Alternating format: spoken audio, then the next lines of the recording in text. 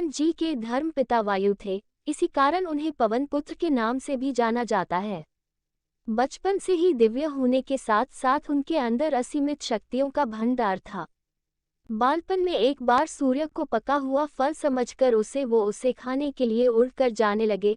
उसी समय इंद्र ने उन्हें रोकने के प्रयास में वज्र से प्रहार कर दिया।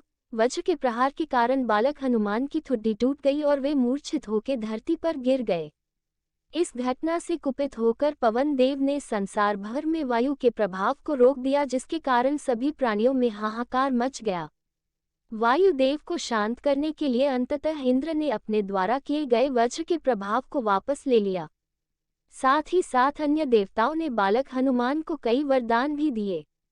यद्यपि वज्र के प्रभाव ने हनुमान की ठुड्डी पे कभी न मिटने वाला चिन्ह छोड़ दिया।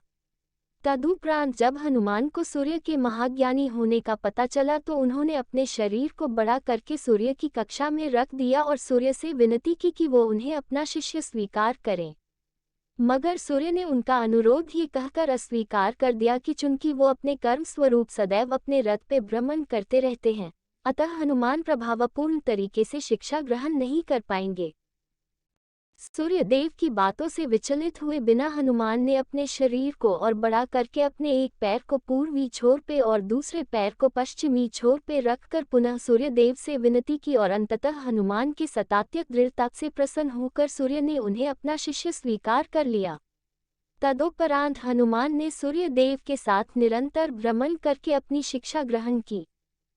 शिक्षा पूर्ण होने के उपरांत हनुमान ने सूर्य देव से गुरु दक्षिणा लेने के लिए आग्रह किया, परंतु सूर्य देव ने ये कहकर मना कर दिया कि तुम जैसे समर्पित शिष्य को शिक्षा प्रदान करने में मैंने जिस आनंद की अनुभूति की है वो किसी गुरु दक्षिणा से कम नहीं है।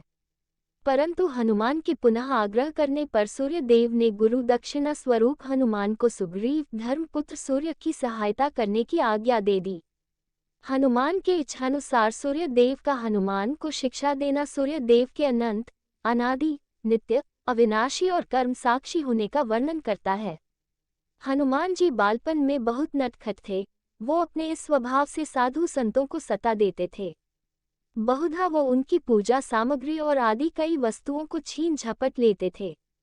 उनके इस नटखट स्वभाव से रुष्ट होकर साधुओं ने उन्हें अपनी शक्तियों को भूल जाने का एक लघु शाप दे दिया।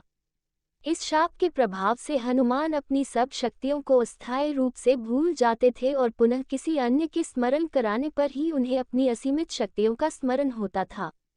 ऐसा माना जाता है कि अगर हनुमान शाप रहित होते तो रामायण में राम रावण युद्ध का स्वरूप पृथक भिन्न न्यारा ही होता। कदाचित वो स्वयं ही रावण सहित संपूर्ण लंका को